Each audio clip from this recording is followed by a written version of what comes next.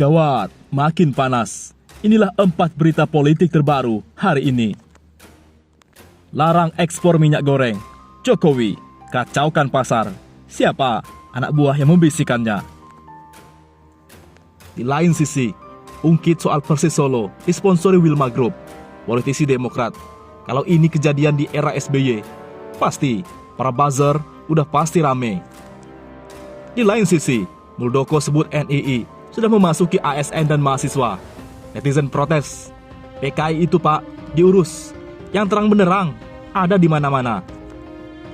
Di lain sisi, tak terima Ade Armando dikata-katai. Husin Shihab tantang Babe Aldo, duel di ring. Larang ekspor minyak goreng. Jokowi hancurkan pasar.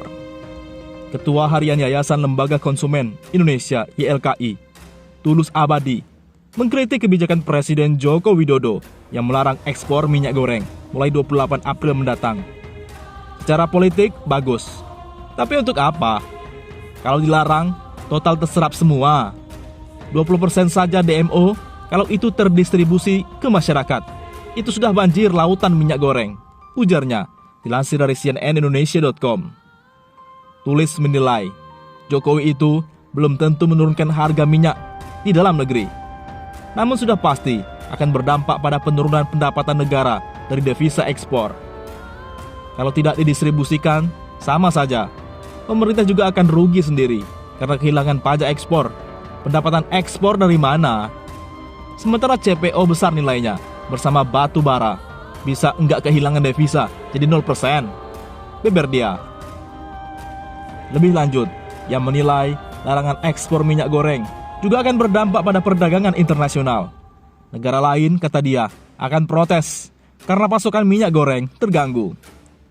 Malah mengacaukan pasar internasional. Mungkin perang dengan internasional. Mungkin itu maksud Indonesia. Dilarang total, sehingga harga di pasar internasional juga negara lain terdampak, sehingga bisa diturunkan. Atau apa? Bebernya. Mungkin bisa jadi kayak perang dagang internasional ya.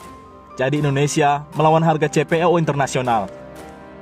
Dengan melarang ekspor, nanti negara lain akan terdampak, akan teriak-teriak. Mungkin. Di lain sisi, ungkit soal Persis Solo disponsori Wilmar Group. Politisi Partai Demokrat. Kalau ini kejadian di era SBY, buzzer pasti ramai. Politisi Demokrat Cipta Pancalaksana mengungkit soal Persis Solo yang disponsori Wilmar Group dan petualangan di Liga 2. Panca menyindir bahwa jika hal ini terjadi di era Presiden ke-6 Susilo Bambang Yudhoyono alias SBY, maka para cebong pasti akan protes. Sebagaimana diketahui, belakangan ini PT Wilmar Nabati yang merupakan bagian dari Wilmar Group menjadi sorotan usai terseret kasus dugaan korupsi izin ekspor minyak goreng mentah atau crude palm oil CPO. Hal ini usai Komisaris PT Wilmar Nabati menjadi tersangka. Adapun Direktur Utama Persis Solo saat ini adalah Kaisang Pangarep yang juga merupakan anak Presiden Joko Widodo. Kalau ini kejadian di era rezim SBY, para cebong udah pasti ramai nih, kata Cipta Pancalaksana. Segala tuduhan pasti menyembur dari mulut mereka, terutama si Panjul. Ya enggak sih? Sambungnya. Persis Solo memang disponsori Wilmar Group dalam petualangan di Liga 2 2021. Namun, baru-baru ini Persis Solo memutuskan hubungan.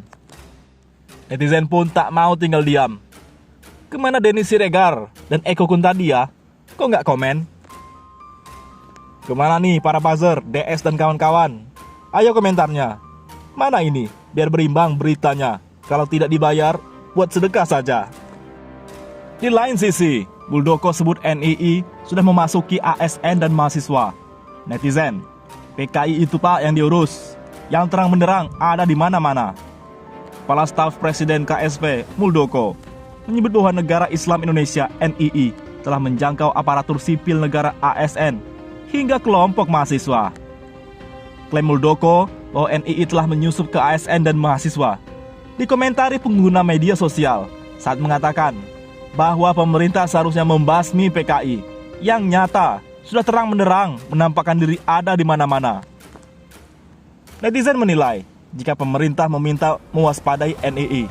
Maka sebaliknya, PKI juga harus dibasmi sehingga tidak merebak hingga ke lapisan masyarakat. PKI itu Pak yang diurus, yang udah terang benderang ada di mana-mana. Di DPR ada, belum lagi yang udah jadi tentara, tulis netizen.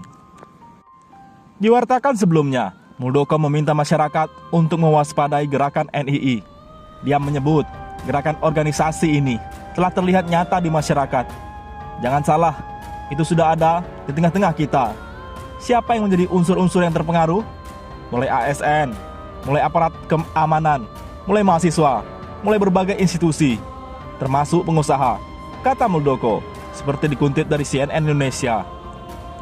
Muldoko menyebut bahwa saat ini NII memiliki strategi yang berbeda dengan era Kartosuwirjo dan Kahar Muzakar. Menurutnya, NII zaman sekarang tak selalu bergerak melalui perlawanan senjata. Mantan Panglima TNI itu menyebut NII bergerak mencari simpati. Salah satu teknik yang diterapkan oleh NII adalah baiat dan sumpah setia. Ini jauh lebih dahsyat. Kenapa dahsyat? Kalau pergerakan senjata, dia mudah dikenali. Pelakunya mudah ditangkap dan mudah diselesaikan, ujar Muldoko. Muldoko meminta masyarakat untuk terus waspada. Dia ingin masyarakat selalu sadar terhadap lingkungan sekitar.